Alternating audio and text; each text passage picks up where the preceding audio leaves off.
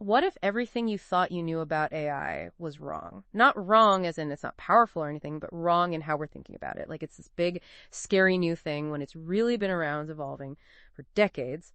Today we're going to deep dive into this paper that really makes you think about how we should govern AI. It's called It's Just Distributed Computing, Rethinking AI Governance. Milton L. Mueller wrote it, came out in Telecommunications Policy earlier this year. Yeah, this paper basically says that when we try to regulate AI specifically, we might be totally missing the target. We should be looking at something way bigger, the entire digital ecosystem. Ooh, okay, I'm interested already. So today we need to unpack this whole digital ecosystem thing and then see how that changes how we think about governing AI. Okay, so Mueller, he breaks down this digital ecosystem into 4 parts. You've got computing devices, then the networks, the data itself, and software. Right, makes sense. But how does that connect to AI? I mean, I get that we need computers and software and all that to even run AI applications, but what's the bigger picture? Think it like this. Every time you use your phone or you're on the internet or even just streaming a movie, you're actually interacting with this digital ecosystem. It's the whole foundation that makes it all work. And AI, especially this thing called machine learning, it's just one thing that comes out of this whole ecosystem. So instead of seeing AI as this separate thing, we should see it as like a product of all this interconnected digital stuff we have. Exactly. And that's super important because it changes things. We're not trying to control AI itself. Now we're trying to understand and govern this whole ecosystem that makes AI possible. Okay, so let's talk machine learning. People use AI and machine learning like they're the same, but I think there's got to be a difference. You're right. AI is this huge field all about creating intelligent systems. But machine learning, that's just one part of AI where you teach algorithms to learn from data. Okay, so how does this whole learning from data thing actually work? So imagine you're making a system to recommend movies to people. A machine learning algorithm can look at tons of data, like ratings and genres and what people like, and as it goes through all this, it figures out patterns. Like maybe people who like rom-coms also like musicals. Interesting. Right? So when someone new comes along, it can use what it learned to suggest movies. So it's not just remembering data, it's finding connections and then making guesses based on that. Exactly. And the more data you give it, the smarter its guesses get, which is important because machine learning's been around for a while, changing as the digital world changes. Okay, so it's not some brand new tech monster. Give us some examples of how machine learning has been around, like working in the background. Well, something everyone knows, spam filters. Remember when email was full of junk? Even back in the 90s, early machine learning was sorting that out, finding patterns to catch the spam. Oh, yeah, I vaguely remember those days. And Google, their search engine, that uses machine learning too, right? Oh, Their PageRank thing that changed how we search online, that's basically machine learning. It looks at links between websites to see which ones are important for what you're searching for. wow, I never thought about that. I use Google every day, and there's all this complex machine learning happening behind it. We kind of take it for granted, but the point is machine learning's been shaping how we use the internet for years. And it's only getting stronger as the whole digital world grows. So all this talk about regulating AI, maybe we're not looking at the whole picture. That's exactly what Mueller says. A lot of what we're scared of with AI now, bias and all that, that's what we were scared of with the internet early on. It's like history repeating itself, just with a new tech twist. Exactly. The paper says maybe instead of freaking out about AI and making all these new rules, we should focus on governing this digital ecosystem. Because if we can't handle this big system, trying to regulate just AI won't work. So instead of chasing every new AI thing, we deal with the root of it all, this huge digital world we've made. Right. To show that, the paper talks about real attempts to regulate AI, which usually end up trying to control other parts of this digital world. Okay, let's go into those. The AI moratorium caught my eye. What was that about? Basically, some big tech people wanted to stop making any AI smarter than GPT-4 for at least 6 months. On the surface, it sounds kind of reasonable. Take a break, think about the risks. But could we even do that? The paper points out some big problems, like what even is an AI lab? How do you define training in AI? And how do you even measure AI power to compare to GPT-4? It does seem super hard, maybe impossible to figure all that out. Exactly. And even if you could, how do you stop everyone in the world when countries and companies all want different things? The paper says that moratorium, it was a nice thought, but it didn't get how complex this digital world is and how AI is being developed everywhere. So moratorium's probably not happening. What about controlling compute? I kind of get it, but explain it for our listeners. Compute is basically computing power, the really strong computer chips needed to make and run big AI systems. The idea is if you limit access to those chips, you slow down, maybe even stop certain types of AI from being made. So cut off the power source, so to speak. Kinda. But the paper says just doing that wouldn't work. To really manage AI development, you'd have to control other parts of the digital ecosystem too. Like what? You'd have to watch cloud providers, software people, maybe even individuals. That level of control over everything, it brings up all sorts of privacy and innovation issues. So controlling compute might cause more problems than it solves. That's what the paper argues. It says it would be super hard to actually do and enforce and could end up hurting good innovation and making AI development go underground, like hidden. I'm seeing a trend here. It seems like all these attempts to regulate AI run into the same wall. The digital ecosystem is just too complex. You got it. And that means we need a smarter way to govern AI, one that gets how interconnected the digital world is. We'll dive into those details in the next part of our deep dive. But before we wrap up this first part, let's talk about one more attempt to regulate AI, controlling the cloud. What's that all about? So this is about regulating those cloud computing services. Those give people access to tons of computing power, including those powerful chips needed for AI stuff. So even if you can't get the chips yourself, you can still use them through the cloud. Right. And they say we need to control who can use these cloud services, especially people who might use them for bad things. I see the logic there. But isn't that kind of like, I don't know, trying to control the weather? Cloud computing is this huge global thing. How do you even start to regulate something that big? You're hitting the main problem. The paper says, again, this would need every country to work together and enforce it, which is practically impossible. And even then, there's no guarantee it'll work. Plus, wouldn't it hurt companies and researchers who are using the cloud for good reasons? It seems like it could stop good innovation and cause a bunch of unexpected problems. Exactly. And that brings us right back to the main argument of this paper trying to regulate AI. It might just be the wrong way to think about it. We got to shift to governing this whole digital ecosystem itself. That's a pretty big idea, but I have to admit, the more we look into these examples, the more it makes sense. Yeah, it's definitely complicated, no easy answers, but I think this paper gives us a helpful way to think about AI governance, more realistic and looking at the whole picture. We've definitely covered a lot in this first part of our deep dive. We talked about the digital ecosystem, how machine learning has been around for a while, and the problems with how we're trying to govern AI right now. We've laid the groundwork for a deeper dive into all this. And in part two, we'll look closer at how AI is affecting our lives and look at some different ways to govern this powerful technology. So stay tuned. Welcome back to our deep dive into this idea that maybe AI governance is really about governing the entire digital world. Yeah, and like we saw, that's way more complicated than it sounds.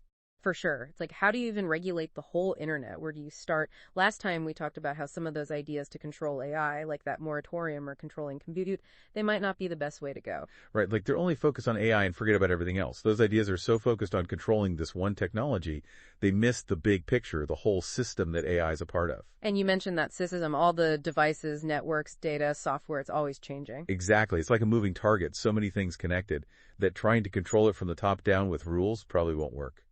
So if these forceful ways aren't the answer, how else can we think about governing AI? Well, the paper says we got to be smarter about it, more specific. Instead of trying to regulate AI as this one big thing, we should focus on how it's being used and the problems each use creates. So instead of saying ban all facial recognition, we say, okay, how's it being used by police?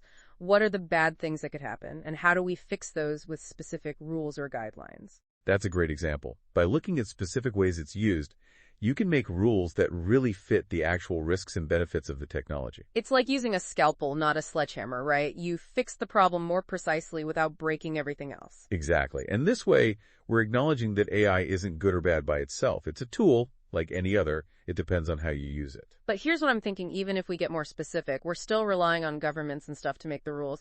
What about, what individuals can do? That's really important. We all got to be involved in shaping how AI goes. We need to know how it works, what the risks are, and how to use it responsibly. We can't just be like, oh, the algorithm suggested this, I guess I'll click it. We got to think for ourselves and be part of the conversation. Exactly. And people who make and research AI, they got to make sure it's fair, doesn't discriminate, and fits with our values. You can't just go for the most powerful algorithms without thinking about the ethical stuff. It's like this balancing act, right? Encouraging new stuff while also making sure AI is used for good. It is a tough balance, but we got to talk about it. We need to talk about the ethics, what it means for society, the long-term effects of AI, and be honest about it. And we need lots of different people in that conversation, not just tech people and politicians, but also philosophers, social scientists, artists, regular people who AI will affect. You're totally right. The future of AI isn't something a small group should decide. It's something we all have to figure out together. Okay, so we need a smarter way to govern AI, one that focuses on how it's used and gets everyone involved.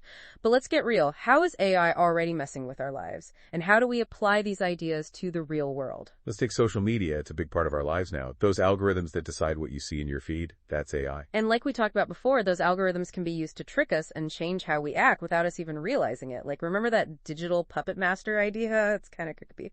It is, and that means those companies got to be more open about how their algorithms work. We need to know what data they're collecting, how they're using it to teach these AI systems, and how those systems are affecting what we think, how we feel, and what we do. So regulations could be useful here, right? Maybe make those companies tell us more about their algorithms or give us more control over what we see. Totally. Regulations can be powerful for making things transparent and holding companies accountable. But it's not the only answer. We also need to be able to think critically about the information we see online.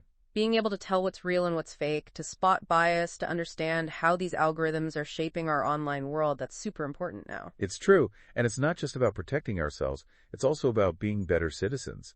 If we're all in our own little bubbles online, just seeing things that agree with us, how can we have real conversations about the problems in the world? That's a great point. It's not just about us as individuals, it affects how our whole society works. So we have this two-sided thing. Regulations to make those companies be more open and honest, and then people learning how to be smarter online. What else can we do to make sure AI is used responsibly on social media? Well, there's a lot of cool research happening right now in AI ethics. People are making tools to find and fix bias in algorithms, to make AI systems easier to understand, and to make sure humans have some control over them. So it's not about saying no to AI, it's about figuring out how to use it right so it fits with our values and makes things better for everyone. Exactly. And for that to happen, everyone needs to work together, the people making laws, the researchers, the tech companies, and everyone else. We need to work together to shape how AI is made and used so it benefits all of us. This is such a fascinating and important conversation. We've really gotten into how hard it is to govern this whole digital world and how AI is already changing our lives, especially on social media. We've talked about the need for a smarter approach to AI governance, one that focuses on how it's used, makes things more transparent, and helps people understand and participate in this digital world. And in the last part of our deep dive, we'll look at even more examples of how AI is shaping the world, from jobs to healthcare to the future of democracy itself. We'll talk about the challenges and opportunities that come with these changes and think about how we can use the power of AI while still protecting what's important to us and making a fairer future for everyone.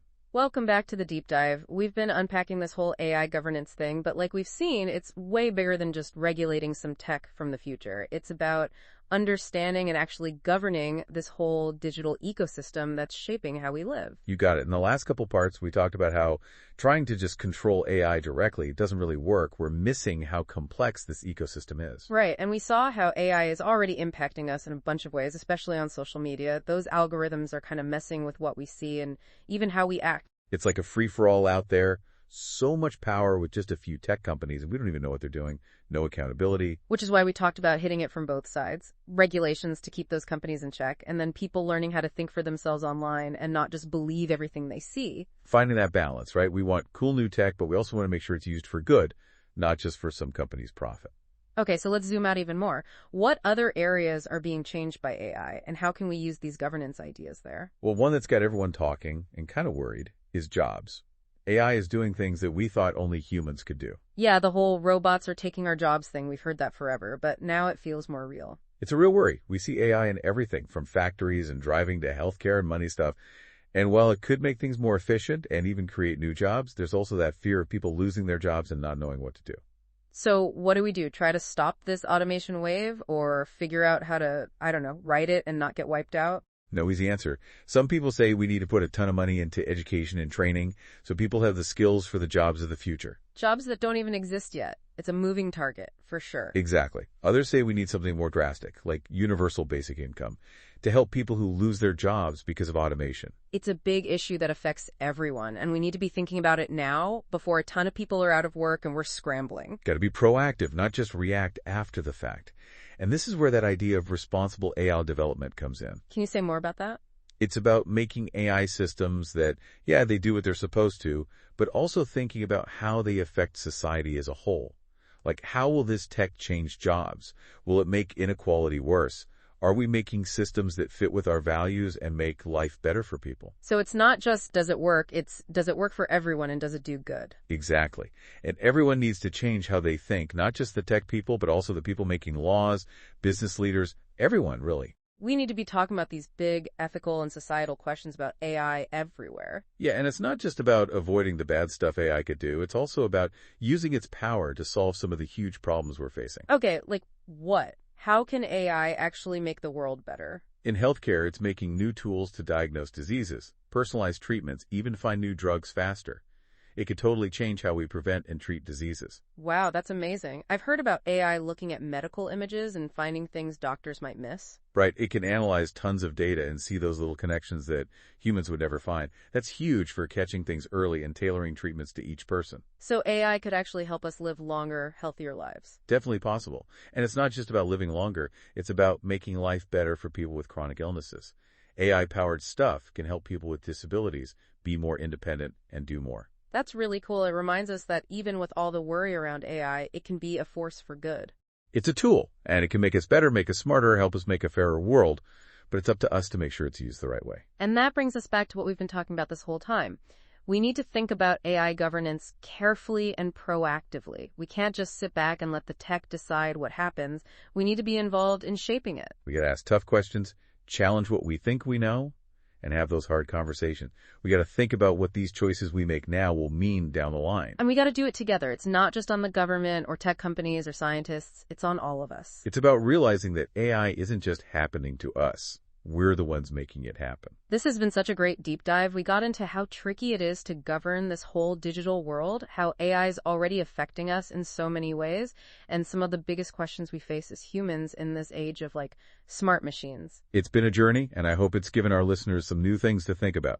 It definitely has for me. I'm feeling more urgency now, and I get how important it is that we all play a part in shaping what AI becomes. The future isn't set in stone. It's a story we're all writing together. Thanks for joining us on The Deep Dive. We'll be back next week with another dive into something interesting in the world. Until then, keep learning, keep asking questions, and keep diving deep.